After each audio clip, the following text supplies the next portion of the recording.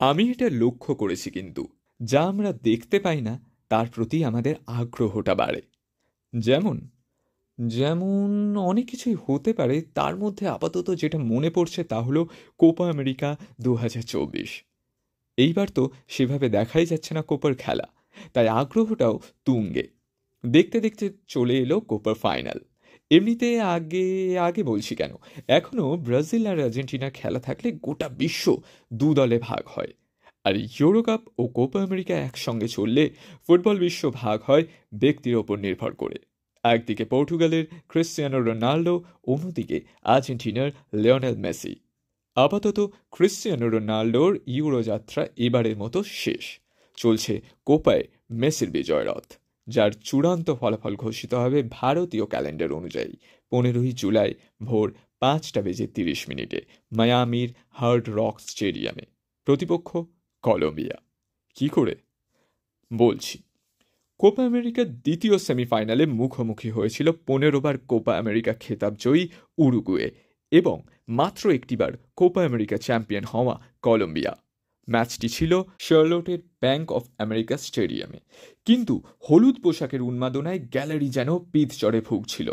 দেখে মনে হচ্ছিল যেন 2001 সালের কোপা ফাইনাল অনুষ্ঠিত হচ্ছে কলম্বিয়ার বোগোতায়।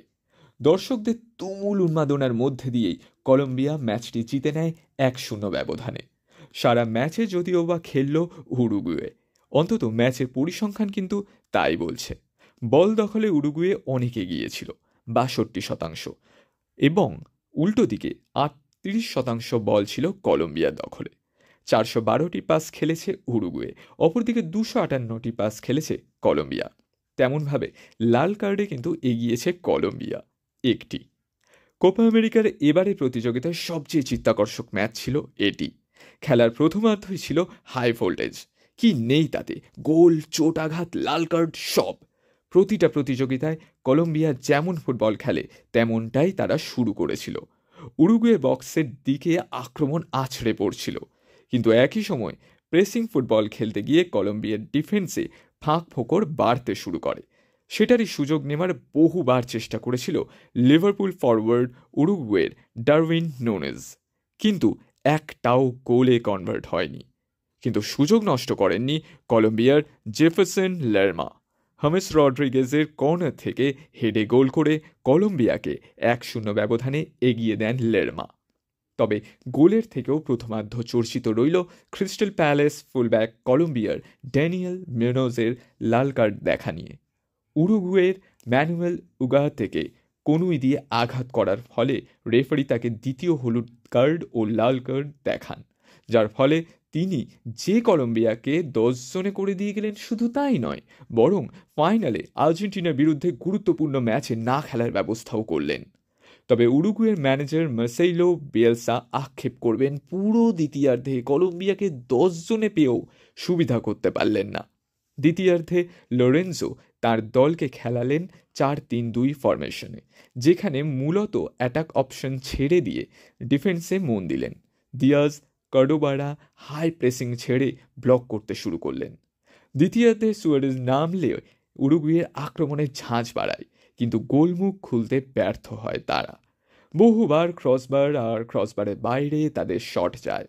2014 ফিফা বিশ্বকাপের রড্রিগেজের 2টি গোল যেভাবে উরুগুয়েকে পর্যদস্ত করেছিল, 10 বছর পরে তার প্রতিশোধ নেওয়া থেকে বঞ্চিত হলেন সুয়ারেজরা। 2001-এর কোপা আমেরিকায় স্বপ্নের দৌড় ছিল কলম্বিয়ার। শুধু যে চ্যাম্পিয়ন হয়েছিল তাই নয়, প্রতিটা ম্যাচ ছিল অপরাজিত। এবং তাও নয়, তার থেকেও বড় কথা কি জানেন, বরং পুরো প্রতিযোগিতায় একটিও গোল কনসেপ্ট করেনি তারা। কোয়ার্টার ফাইনালে পেরুকে, সেমিফাইনালে হন্ডুরাসকে পরাজিত করেছিল, যে হন্ডুরাস সেই প্রতিযোগিতা থেকে ব্রাজিলকে ছিটকে দিয়েছিল। ফাইনালে কর্ডোবার গোলে মেক্সিকোকে পরাজিত করে তারা চ্যাম্পিয়ন হয়।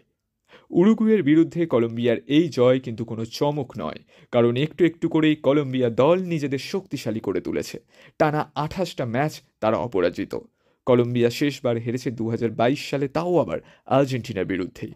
ম্যাচটি ছিল বিশ্বকাপের যোগ্যতা অর্জন পর্বের। কলম্বিয়া চাইবে 2021-এ অনুষ্ঠিত হওয়া কোপা আমেরিকা সেমিফাইনালের বদলা নিতে, যেখানে নির্ধারিত সময়ে দু দলের কাছে এক এক গোল থাকলেও টাই ব্রেকারে আর্জেন্টিনা জয়ী হয় 3-2 ফলাফলে।